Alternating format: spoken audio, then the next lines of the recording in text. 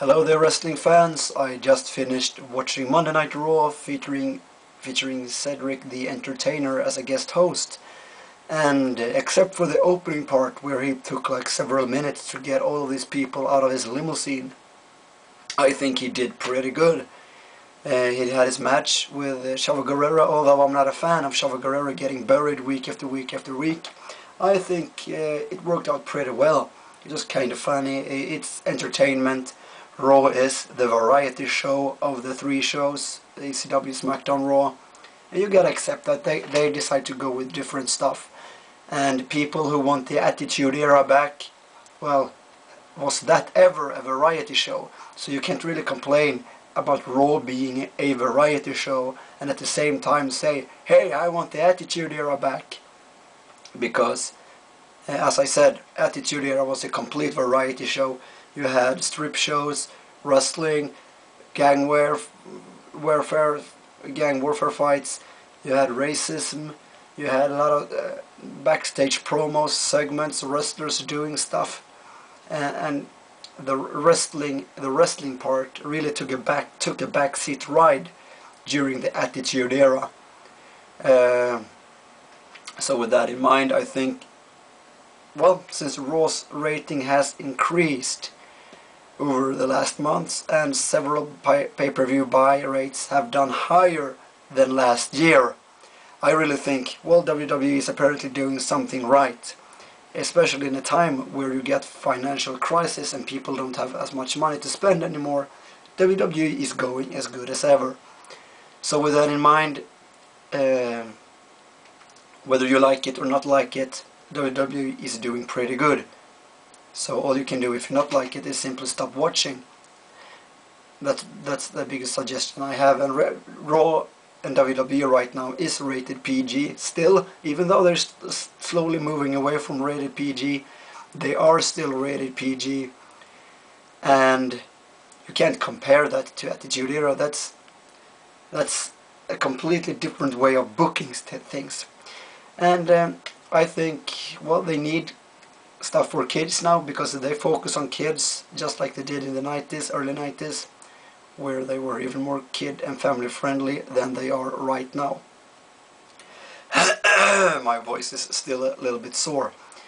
However, there were a lot of good matches tonight. You saw The Miz once again beat Evan Bourne. You have real controversy over the United States Championship, and I think this is good. They are focusing a lot of energy on the title, making it look coveted. A lot of wrestlers running after it, and they make the titles play a significant role along with the wrestling, because that's what we watch for, is to get wrestling and it's to get titles. If you get that, that's actually the fundamentals of wrestling and a wrestling show. The main event match, I can say, as a whole, this Raw, well, it wasn't that great. It wasn't like a mind-boggling Raw where you wow, ooh, ah moments. But it wasn't that crappy either. It was watchable. It wasn't bad in any way whatsoever. You had good matches, good action. You didn't have that much in-ring promos. The Generation X arrived early. They did their part. They put Legacy even more over by making Cody Rhodes look very good in the ring. He had a whole lot of offense going on against Cody Rhodes, and you had Legacy outsmart Shawn Michaels outside the ring, beating him down as well. So Legacy got really put over here by D-Generation X tonight. The match ended in a DQ, and it's a perfectly good way to keep the feud open, not giving any side the advantage. So Shawn Michaels brought out the sledgehammer that made Legacy leave the ring, but they did not take a beating. So still, Legacy really got put over here in this match, especially Cody Rhodes. We also saw Legacy getting sent away by Randy Orton, and this indicates a split, where Randy Orton sent Legacy away only to bring in Chris Jericho and Big Show to help him during the contract signing with John Cena.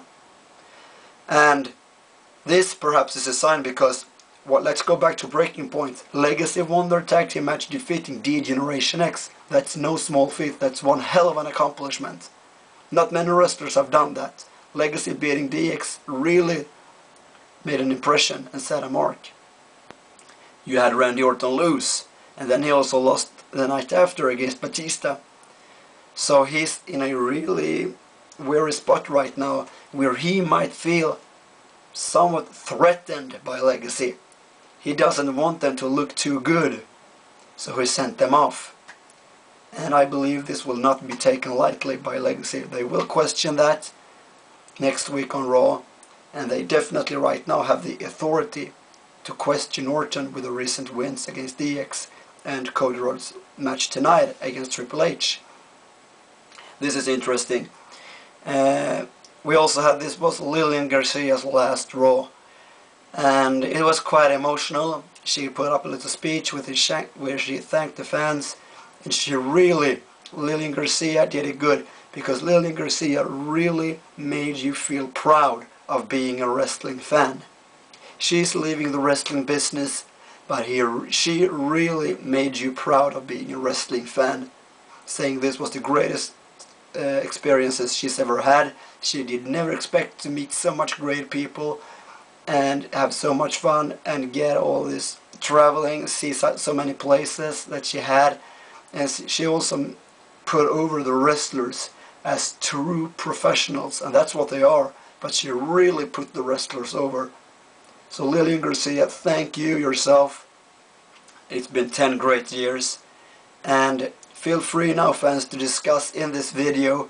In this video, you don't need to send me any PMs, because I have rumors already on who might be the ring announcer, but feel free to discuss in this video whom would you want to see as the new ring announcer on Raw, and who do you think it will be. Feel free to discuss that in this video. Overall, a pretty good Raw.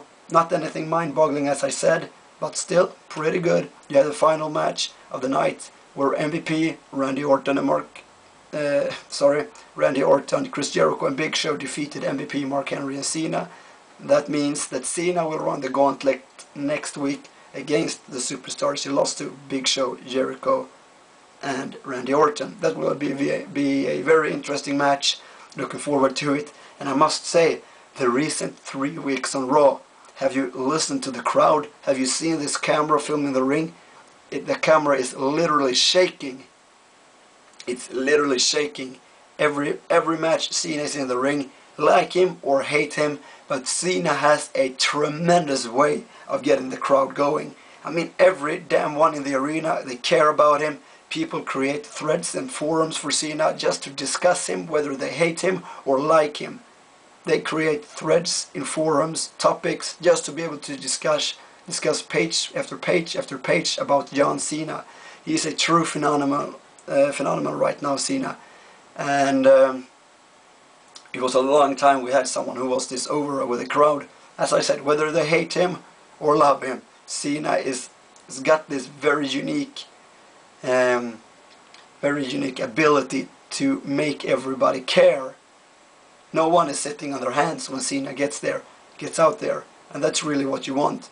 You want people. That's Vergonia used to say that he's a legendary booker in the 70s, 80s, a wrestler before that as well. He's a legend in the business. He held his own wrestling promotion called AWA. He said this: it doesn't matter if you get booed or if you get cheered. The only thing that matters in the wrestling, you don't even have to be that good of a wrestler. The only thing that matters is if people does care or not. And Cena fits that frame perfectly, because everybody isn't the best wrestler, and he knows it, he admits it himself. But by golly, everyone cares about John Cena. Every damn one cares about him. In any way whatsoever. Hate or love him, they care. Hence, Cena is one of the biggest wrestling phenoms right now. And that's why he gets the title, of course. That's all I had right now, and thank you for watching. I will have a SmackDown review somewhere down the line when I get a better voice.